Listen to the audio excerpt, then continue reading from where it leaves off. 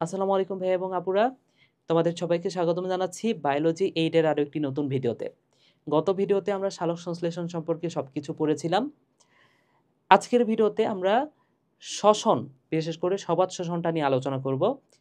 সবাত শ্বসনের খুঁটিনাটি যা কিছু জানা প্রয়োজন এই ভিডিওটা আলোচনা করব এবং এর পরের ভিডিওতে সবাত শ্বসনের যে ছকটা আছে বা একটা বড় চিত্র আছে তোমাদের বইয়ে সেটা নিয়ে আলোচনা করব। তো এই পুরা ভিডিওটা যদি তোমরা দেখো, ভিডিওটা খুব বেশি বড় হবে না, আশা করি ২০-২৫ মিনিটের মধ্যে হয়ে যাবে। এই ২০-২৫ মিনিট যদি মন দিয়ে ক্লাসটা করতে পারো ভাইয়া, আমি কথা দিচ্ছি তোমাদের গ্লাইকোলাইসিস বা এই যে শ্বসন এই টপিকগুলো নিয়ে আর কোনো সমস্যা থাকবে না। তো আসো আমরা ক্লাসটা শুরু করি। আজকে আমরা মেইনলি আলোচনা করব শ্বসন নিয়ে।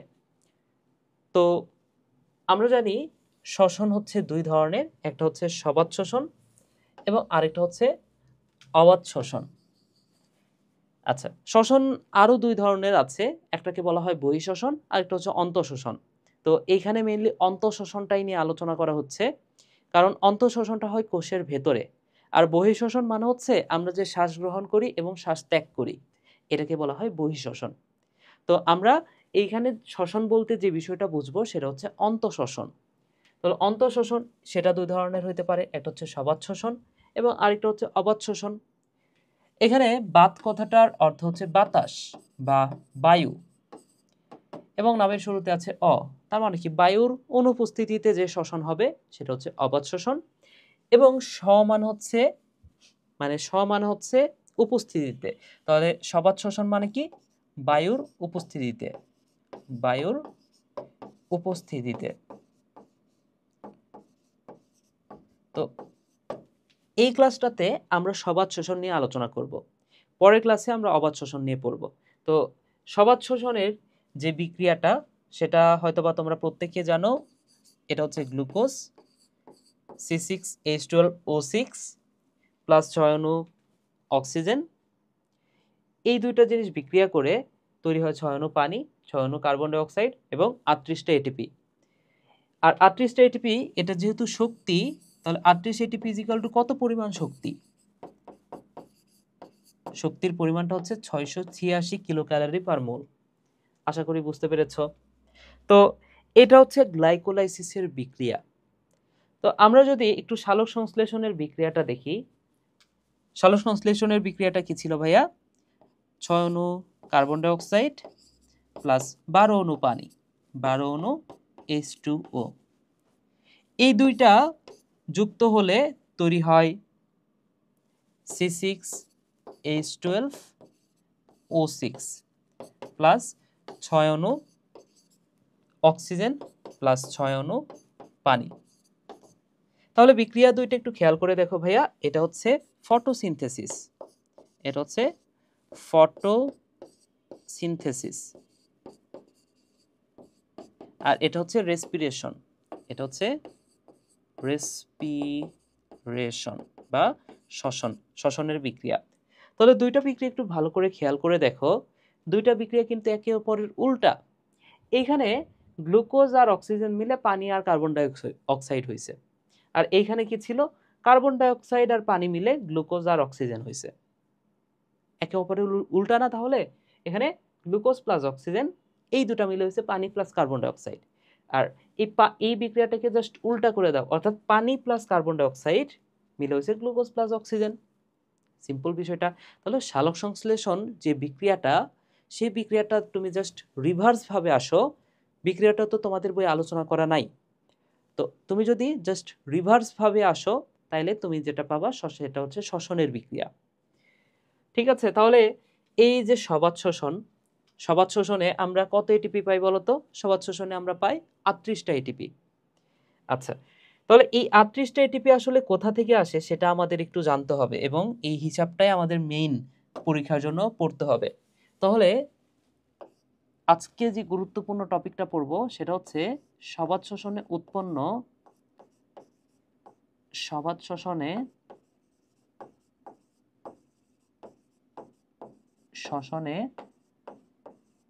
উৎপন্ন 38 এটিপি এর হিসাব। আচ্ছা, তো 38টা এটিপি হিসাব করার জন্য আমাদের ফার্স্টে জানতে হবে সবাত শোষণের ধাপগুলা কি কি। মনে রাখো সবাত শোষণ 4টা ধাপে সম্পন্ন হয়। প্রথম যে ধাপটা সেই ধাপটার নাম হচ্ছে গ্লাইকোলাইসিস। তাহলে 1 নম্বর যে ধাপ সেটা হচ্ছে, মনে রাখো ভাইয়া, সেটা হচ্ছে গ্লাইকোলাইসিস। গ্লাইকোলাইসিস ইংলিশে লিখি, এটা হচ্ছে গ্লাইকোলাইসিস। 2 নম্বর যে ধাপটা সেটা হচ্ছে এসিটাইল কোয়ে সৃষ্টি। এটা হচ্ছে এসিটাইল কোয়ে সৃষ্টি। এরপরে যে ধাপটা 3 নম্বর ধাপটা হচ্ছে ক্রেবস চক্র। এবং লাস্ট ওয়ান 4 নম্বর হচ্ছে ইটিএস বা ইলেকট্রন ট্রান্সপোর্ট সিস্টেম, তাই না? এটা হচ্ছে ইলেকট্রন ট্রান্সপোর্ট সিস্টেম।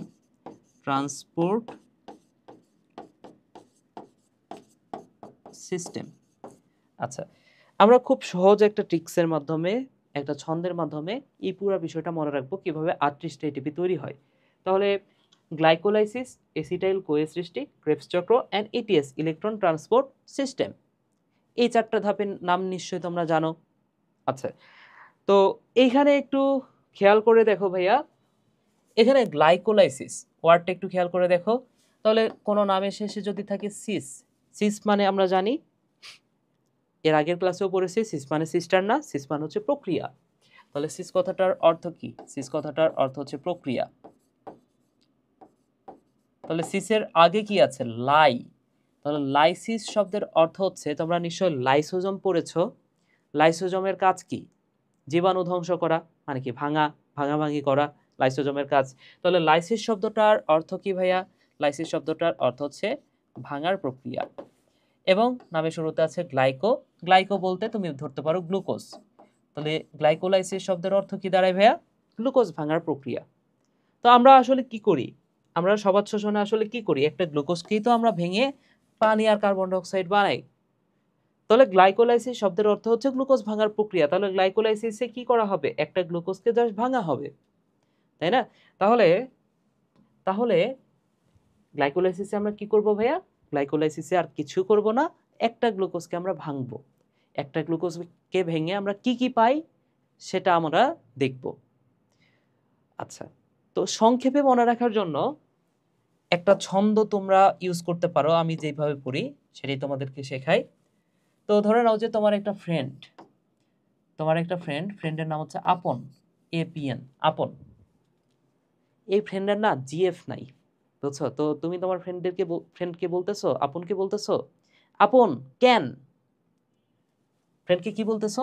আপন কেন? হ্যাঁ, সিএন মানে হচ্ছে কেন, ধরে নাও কেন, আপন কেন, জিএফ কেন নাই, এভাবে বলো। তোমার ফ্রেন্ডকে তুমি বলতেছো আপন কেন, জিএফ কেন নাই, ঠিক আছে? আচ্ছা, তো আপন কেন, জিএফ কেন নাই, এভাবে পড়ো। তাহলে এখানে আপন মানে কি? এখানে এ মান হচ্ছে এটিপি, পি মানে পাইরুভিক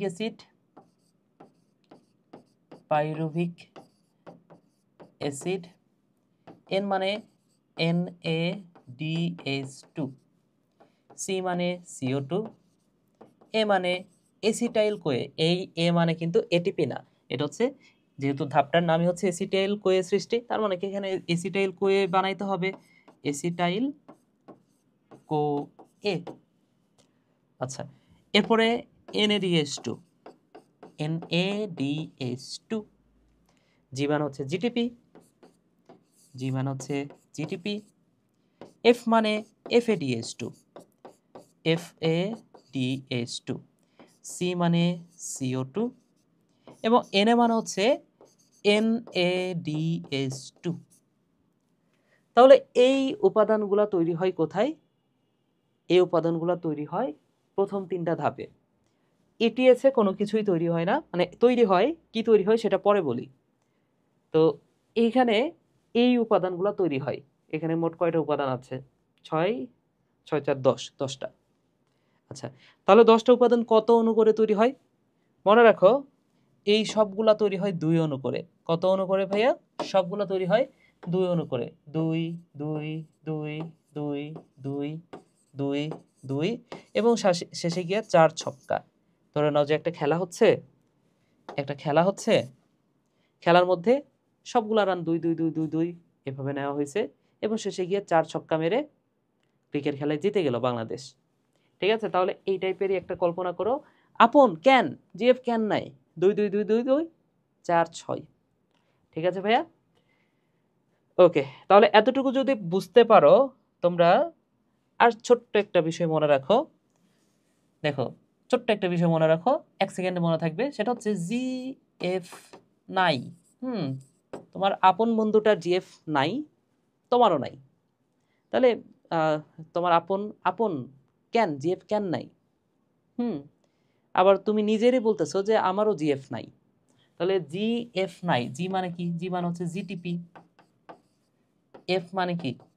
এফ মানে হচ্ছে FADH2, FADH2। এন মানে হচ্ছে NADH2। অর্থাৎ এক অণু GTP, 1 GTP is equal to, মনে রাখো 1 GTP is equal to 1 ATP. আমরা তো 38টা এটিপি বানাবো, তাই না? 38টা এটিপির হিসাব করব। তোমরা একটু খেয়াল করে দেখো, এখানে কি 38টা এটিপি আছে? এটিপি তো কয়টা পাইছি আমরা? মাত্র 2টা পাইছি। বাকিগুলা কি এটিপি? না। আমরা কি পড়বো? 38টা এটিপি। তার মানে কি এইখান থেকে এইখানে যা কিছু আমরা পাইছি সেগুলাকে এটিপি বানাতে হবে। তাহলে 1 জিটিপি থেকে আমরা পাই 1 এটিপি। 1 জিটিপি থেকে আমরা পাবো 1 এটিপি। 1 FADH2 থেকে আমরা পাবো 2 এটিপি। এবং 1 NADH2 থেকে আমরা পাই 3 এটিপি। বুঝতে পেরেছো? তাহলে 1 2 3 মানে জিএফ নাই, 1 2 3 জিএফ নাই, 1 2 3। তাহলে 1 এটিপি জি থেকে পাই, এফ থেকে পাই 2 এটিপি এবং 3 এটিপি পাই NADH2 থেকে। আশা করি বুঝতে পেরেছো। তাহলে দেখো এখন আমরা খুব ইজিলি হিসাব করে ফেলতে পারবো। তাহলে আসো এইবার আমরা এটিপির হিসাব করি। তাহলে এইখানে দেখো ভাইয়া, এইখানে আমরা কত এটিপি পাইছি? 2 এটিপি পাইছি। এখানে আমরা পাইছি 2 এটিপি। 2 NADH2 মানে কত এটিপি? একটু আগে আমি দেখাইলাম 1 NADH2 মানে 3 এটিপি। তাহলে 2 NADH2 কত এটিপি? 3 কে 2 দ্বারা গুণ করো, 6 এটিপি, তাই না? তাহলে এখান থেকে আমরা কত এটিপি পাবো? আমরা পাবো 6 এটিপি। 6 এটিপি। আচ্ছা, এসিটাইল কোয়েতে এই যে NADH2 আবারও আছে, তাহলে 2 NADH2 কত এটিপি? 6 এটিপি। আচ্ছা, তাহলে ক্রেবস চক্রে আমরা কি কি পাই? জিটিপি। 2 জিটিপি কত এটিপি? 2 এটিপি। 2 FADH2 কত এটিপি? 1 FADH2 2 ATP. তাহলে 2 FADH2 4 এটিপি। তাহলে এটা হচ্ছে 4 এটিপি। 4 এটিপি। এরপরে 6 NADH2, তাহলে 1 NADH2 3 এটিপি। 6 NADH2 কত এটিপি? 18 এটিপি। 3 6 18। তাহলে এটা হচ্ছে 18 এটিপি। এটা হচ্ছে 18 এটিপি। ঠিক আছে ভাইয়া? তাহলে দেখো 2 ATP, 6 ATP, 6 ATP, 2 ATP, 4 ATP, 18 ATP. মোট কত এটিপি পাই? মোট হিসাব করে দেখো, মোট আমরা এটিপি পাবো 38 এটিপি। ঠিক আছে? তাহলে যদি তোমাকে ইন্ডিভিজুয়ালি বলে, তোমাকে যদি বলে ক্রেবস চক্র থেকে কত পাই? ক্রেবস চক্র থেকে তাহলে হিসাব করো, এই যে ক্রেবস চক্র এই চারটা, ক্রেবস চক্র থেকে আমরা কত পাই? ক্রেবস চক্র থেকে পাই 24 এটিপি। যদি তোমাকে বলে যে এসিটাইল কোয়ে সৃষ্টি এই ধাপে কত এটিপি পাই? তাহলে এখানে আমরা পাই 6 এটিপি। 6 এটিপি। এবং তোমাকে যদি বলা হয় যে গ্লাইকোলাইসিসে কত এটিপি পাই, সেটা হচ্ছে 8 এটিপি। বুঝতে পেরেছো আশা করি? ঠিক আছে, যদি বুঝে থাকো আর ছোট্ট কিছু বিষয় পড়তে হবে। এই যে গ্লাইকোলাইসিস, একটা কোষের ভেতরে কি থাকে বলো তো ভাইয়া? একটা কোষের ভেতরে একটা কোষের ভেতরে ধরে নাও এটা হচ্ছে একটা কোষ, এই কোষের ভেতরে নিউক্লিয়াস আছে, এই কোষের ভেতরে অনেকগুলো অঙ্গাণু আছে, ধরে নাও যে মাইটোকন্ড্রিয়া আছে, ক্লোরোপ্লাস্ট তো প্রাণীতে থাকে না, মাইটোকন্ড্রিয়া আছে, সেন্ট্রোজোম আছে, লাইসোজোম আছে, তো অনেকগুলো অঙ্গাণু আছে। তো এই অঙ্গাণুগুলো যদি বাদ দাও, এই নিউক্লিয়াসটাও যদি বাদ দাও, এখানে তরল যে পদার্থটা থাকে, এই তরল পদার্থটাকে বলা হয় সাইটোপ্লাজম। কোষের ভেতরে এই অঞ্চলটাকে বলা হয় সাইটোপ্লাজম।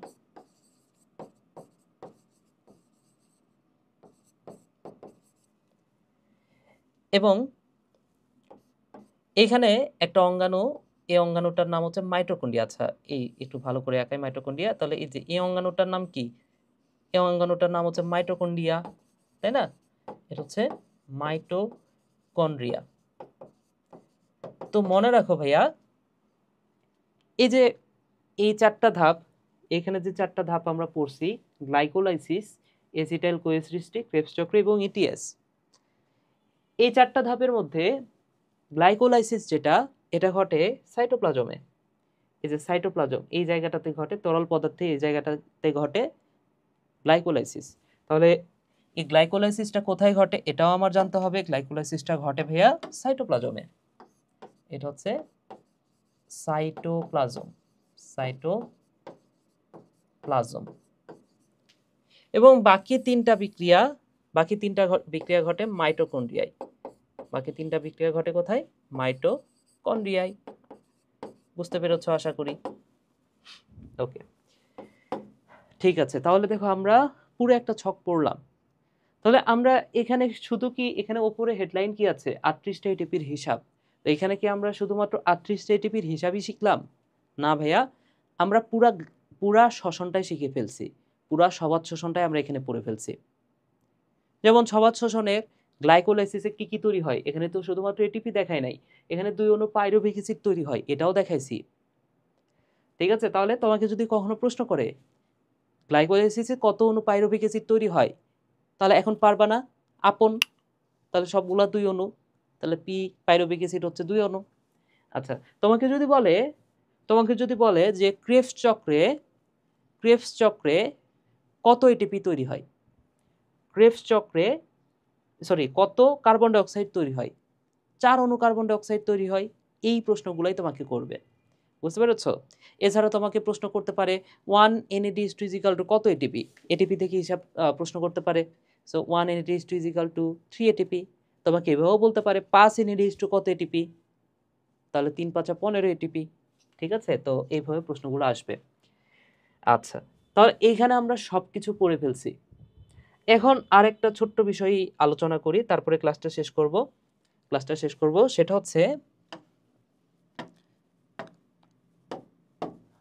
হচ্ছে দেখো, সবাত শোষণ এবং আরেকটা হচ্ছে অবাত শোষণ।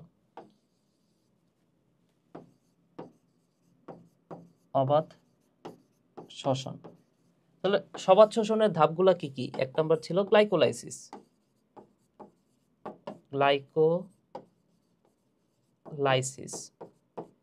তারপরে তো 2 নম্বর ছিল, 3 নম্বর ছিল, 4 নম্বর ছিল, তাই না? এসিটাইল কোএসিস্টিক ক্রেবস চক্র, ইটিএস। তাহলে এই 4টা ধাপ গ্লাইকোলাইসিস, এরপরে 4টা ধাপ। অবাত শোষণের প্রথম যে ধাপটা, সেটাকে বলা হচ্ছে গ্লাইকোলাইসিস। এটাও গ্লাইকোলাইসিস।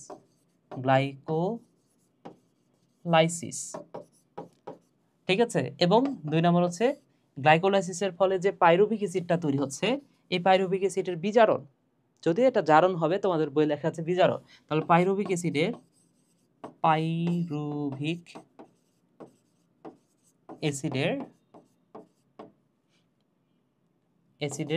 বিজারণ। ঠিক আছে, তো এই পাইরুভিক অ্যাসিডের কি হবে ভাইয়া? পাইরুভিক অ্যাসিডের বিজারণ।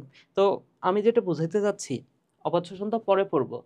এই যে গ্লাইকোলাইসিস, দেখো গ্লাইকোলাইসিস এটা কোথায় সংঘটিত হয়? একটু আগে দেখলাম গ্লাইকোলাইসিস এটা হয় সাইটোপ্লাজমে। এটাকে বলা হচ্ছে, এটা যেহেতু সাইটোপ্লাজমে হয়, গ্লাইকোলাইসিসের একটা অপর নাম হচ্ছে, এটাকে বলা হয় সাইটোপ্লাজমিক শ্বসন। তাহলে এই যে গ্লাইকোলাইসিস, এই গ্লাইকোলাইসিসের একটা অপর নাম আছে, গ্লাইকোলাইসিসকে আদর করে ডাকা হয় সাইটোপ্লাজমিক শ্বসন। সাইটোপ্লাজমিক শ্বসন। আচ্ছা,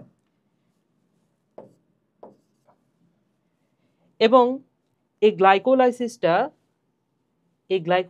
যেহেতু সবাত এবং অবাত শোষণ দুইটাতেই দেখা যাচ্ছে, তার মানে কি এটা হচ্ছে সবাত এবং অবাত শোষণের প্রাথমিক ধাপ। তাহলে এটা মনে রাখো, সবাত ও অবাত শোষণের প্রাথমিক ধাপ। আশা করি বুঝতে পেরেছো ভাইয়া। ঠিক আছে, তাহলে গ্লাইকোলাইসিসের অপর নাম হচ্ছে এগুলা, সাইটোপ্লাজমিক শ্বসন। কেন সাইটোপ্লাজমিক শ্বসন? কারণ সাইটোপ্লাজমে হয়। এটাকে বলা হচ্ছে সবাত এবং অবাত শোষণের প্রাথমিক ধাপ বা সূচনার ধাপ, যেটাই বলি সেটাই সঠিক। বুঝতে পেরেছো? তাহলে এগুলো হচ্ছে গ্লাইকোলাইসিস। আচ্ছা, তাহলে তোমাদেরকে একটা প্রশ্ন দিয়ে শেষ করি। আমরা এই গ্লাইকোলাইসিস সবাত শোষণ নিয়ে আরেকটা ক্লাস নিব, কারণ এখানে কিছু চিত্র আছে, তোমরা ওই চিত্রটা বোঝো না। বই একটা বড় চিত্র আছে, মানে বোঝো না না, এই যে এই জিনিসটা যদি তোমার পড়া থাকে বা এই জিনিসটা এখন পড়াইলাম, চিত্রটা এখন দেখলেই বুঝতে পারবা, কিন্তু তারপরেও অনেক স্টুডেন্ট বোঝার চেষ্টা করে না। তো তার যাই হোক, আমি ওই চিত্রটাও বুঝাই দিব। তো আজকের ক্লাসটা এখানে শেষ করব ছোট্ট একটা প্রশ্ন দিয়ে। তোমরা কমেন্টে প্রশ্নের অ্যান্সারটা করবা, দেখি কার অ্যান্সারটা সঠিক হয়। ঠিক আছে ভাইয়া? প্রশ্নের অ্যান্সারটা কমেন্টে তোমরা আমাকে বলে দিবা যে অ্যান্সারটা কি। আচ্ছা, প্রশ্নটা হচ্ছে যে এক অণু পাইরুভিক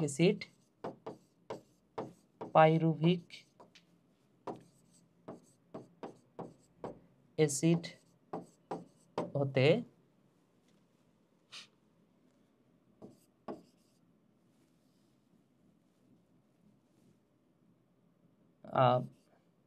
এসিটাইল কোয়ে সৃষ্টি, আচ্ছা, এখনো পাইরুভিক অ্যাসিড হতে কত অণু কার্বন ডাই অক্সাইড তৈরি হয়? কার্বন ডাই অক্সাইড তৈরি হয়। ওকে, সো এই কথাটা, এই প্রশ্নের অ্যান্সারটা করবা, দেখি কার উত্তরটা সঠিক হয়। ঠিক আছে, কমেন্ট করে আমাকে জানাবা এখনো পাইরুভিক অ্যাসিড হতে কত অণু কার্বন ডাই অক্সাইড তৈরি হয়। ঠিক আছে ভাইয়েরা, সবাই ভালো থাকো, সুস্থ থাকো। আর পরবর্তী ক্লাস দেখার জন্য আমন্ত্রণ জানিয়ে আজকের ক্লাসটা এখানে শেষ করছি। টাটা।